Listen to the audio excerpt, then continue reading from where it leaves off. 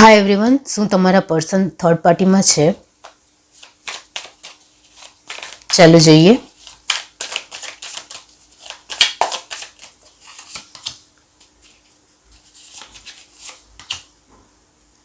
હા, તમારા person third પાર્ટીમાં છે.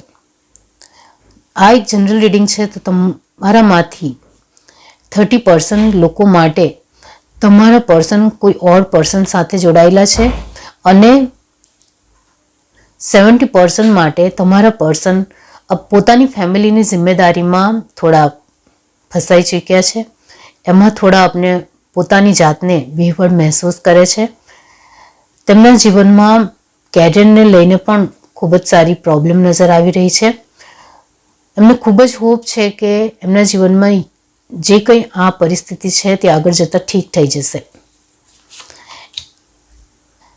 વધારે પડતી જો થર્ડ પાર્ટી પ્રોબ્લેમ હોય તો તે છે કેરિયર. કેરિયર સેટલ ડાઉન નહીં હોવાના કારણે તે ખૂબ જ ગંભીર રીતે વિચારી રહ્યા છે અને એમાં શું કરી શકે તેના માટે ખૂબ જ ચિંતિત છે. એમની પાસે હમણાં જે કેરિયરમાં જે છે તે ઘણું ઓછું છે, એમને એવું લાગે છે, જેના કારણે તે ખૂબ જ મહેનત કરવા માંગે છે અને અહીં સુધી પહોંચવા માંગે છે, પણ હજુ સુધી એમને રસ્તો મળી રહ્યો એવું લાગી રહ્યું નથી.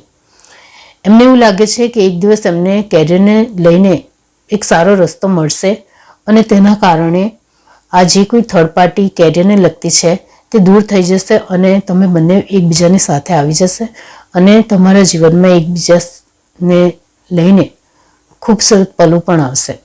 એમને ખૂબ જ હોપ છે કે આ જે પરિસ્થિતિ હમણાં છે તે પૂરી તરીકેથી દૂર થઈ જશે.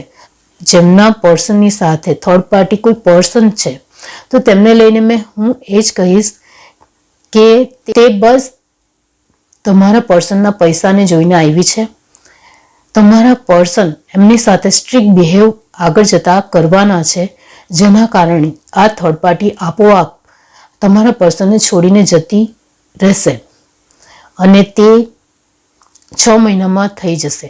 તો એના માટે થોડા નિશ્ચિત રહેવાનું છે તમારે, કારણ કે તે ખાલી પૈસાના લઈને જ આવી છે. તે જતી રહેશે કારણ કે તમારા પર્સન થોડા જિદ્દી છે, થોડા ઇગોઇસ્ટિક છે, જેના કારણે થર્ડ પાર્ટીના બધા જ શોખ તમારા પર્સન પૂરા કરવાના નથી, જેના કારણે થર્ડ પાર્ટી કંટાળીને જતી રહેશે ખૂબ જ જલ્દી 6 મહિનામાં. By guys.